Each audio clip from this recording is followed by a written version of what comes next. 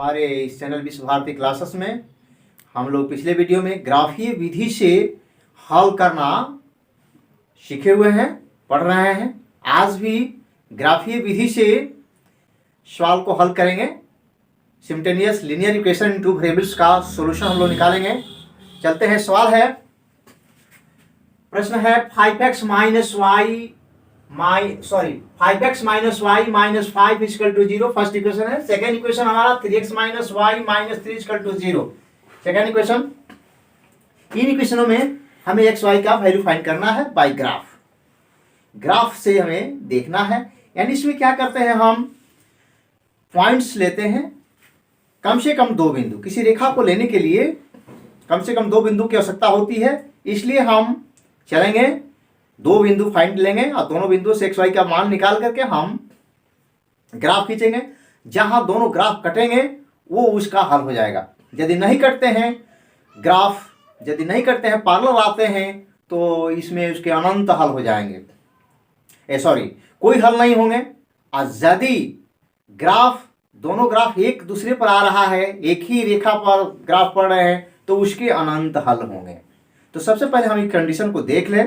Condition इसमें a1 b1 c1 को find कर लें, a2 b2 c2 को फाइंड कर लें। देखें कंडीशन क्या है, या अद्वितीय हल है, या कोई हल नहीं है, या अनेक हल है। इसको हम पहले सेटिस्फाई कर लें। फर्स्ट इक्वेशन से हमारा a1 5 है, b1 यहाँ -1 है, -1, c1 हमारा -5 है, a2 हमारा यहाँ 3 है, a2 बराबर 3, और b2 हमारा -1 है, c2 जो है c2 हमारा -3 है। अब हम a1 बाई a2 चले, चूंकि a1 बाई a2 निकालेंगे, यानी 5/3 मान हुआ।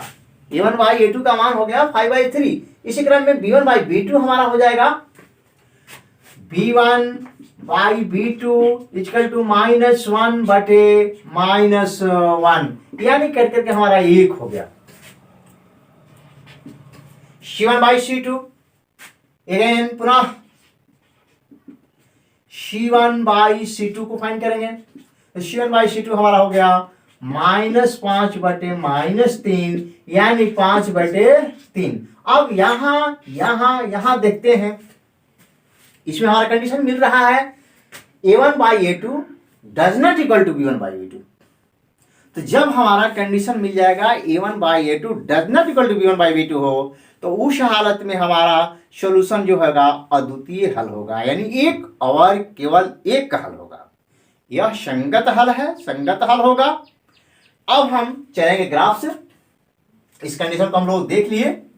यहां अद्वितीय हल है इस सॉल्यूशन प्रश्न का। अब चलते हैं, यहां फर्स्ट इक्वेशन से हम चलते हैं। फर्स्ट इक्वेशन से हम क्लियर एक्स का वैल्यू निकालेंगे, या और 5x इक्वल टू राशि -y -5 राइट साइड में भेज रहे हैं, तो राइट साइड पर जाने पर ये दोनों प्लस हो जाएंगे, यानी y + 5 हमारा हो जाएगा। इसलिए x का क्लियर वैल्यू निकाल लेंगे, y + 5/5। अब इस इक्वेशन को, यानी ये आया है फर्स्ट इक्वेशन से, इस इक्वेशन का हम नामकरण कर लेंगे, यानी ये थर्ड इक्वेशन हो जाएगा। यह थर्ड इक्वेशन होगा। फिर इसी क्रम में इसी से चलेंगे सेकेंड इक्वेशन से। सेकेंड इक्वेशन से हमारा हो जाएगा 3x इक्वल टू y + 3, और x इक्वल टू हमारा हो जाएगा y + 3/3। यह जो आया है सेकेंड इक्वेशन से, इसका हम नामकरण करेंगे फोर इक्वेशन। अब क्या करेंगे, समी 3 और समी 4 में y का स्वेच्छा से कोई दो वैल्यू रखेंगे, और दो वैल्यू के रखने पर उसके संगत मान x के हो जाएंगे, और इन पॉइंटों से हम चल करके आलेख निकालेंगे। एक बॉक्स बनाएंगे, पहले x कोऑर्डिनेट y कोऑर्डिनेट का मान रखेंगे और तब आलेख खींचेंगे। चलते हैं, समी 3 में y बराबर 0 रख रहे हैं, पहले 3 में 0, और -5 रख रहे हैं, 0, -5 रखने पर तो हमारा वैल्यू क्या हो जाएगा। यहाँ जब हम y का वैल्यू 0 रखेंगे तो हमारा x हो जाएगा, और x = 0 + 5/5 यानी 5/5 यानी 1 हो जाएगा। x का वैल्यू हमारा 1 आ गया। अगेन पुनः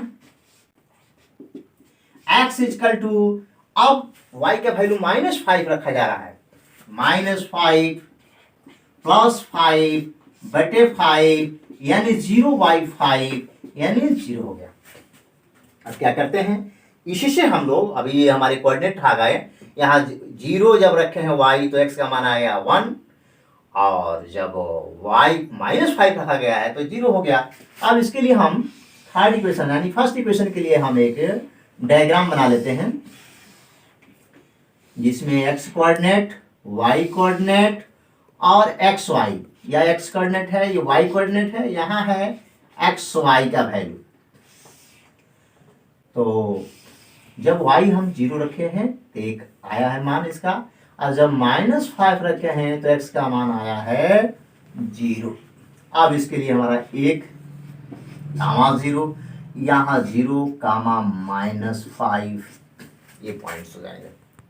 चलते हैं शनि 4 से। अब y का वैल्यू वहां शनि 4 में y = 0 और -3, 0 - 3 रखने पर 0 और -3 रखा जा रहा है, और x = y 0 + 3/3 ये हमारा हो जाएगा 3/3 यानी 1। पुनः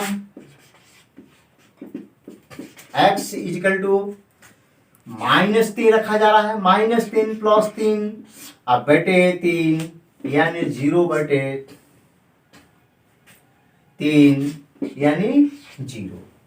तो यहाँ आ गया, जब हम हैं तो y का x का वैल्यू 1 आ गया, और जब y का वैल्यू -3 रखे हैं तो ये 0 आ गया। इसके लिए बॉक्स बनाते हैं। बॉक्स ये है फर्स्ट इक्वेशन के लिए, यानी थर्ड जिसका नाम है, फर्स्ट इक्वेशन के लिए हमारा बॉक्स हुआ। और सेकेंड इक्वेशन के लिए चलते हैं इन पॉइंट्स, इन बिंदुओं से। x y × y, यहाँ y का मान 0 तो ये आया x1, -3 रखे तो ये आया 0, यहाँ पॉइंट्स हो जाएंगे 1, 0 और यहाँ 0 -3। अब इन्हीं बिंदुओं से, इन्हीं दो बिंदु से, यहाँ फर्स्ट इक्वेशन के लिए है, ये सेकंड इक्वेशन के लिए है ये ग्राफ। अब चलते हैं ग्राफ। ग्राफ के लिए हम x अक्ष y अक्ष लेंगे।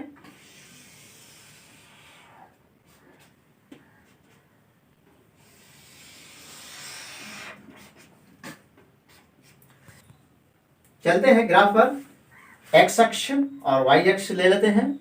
x अक्ष और y अक्ष पर अब ये पॉइंट्स को हम देखेंगे क्षेत्र में कहाँ कहाँ पॉइंट है सब।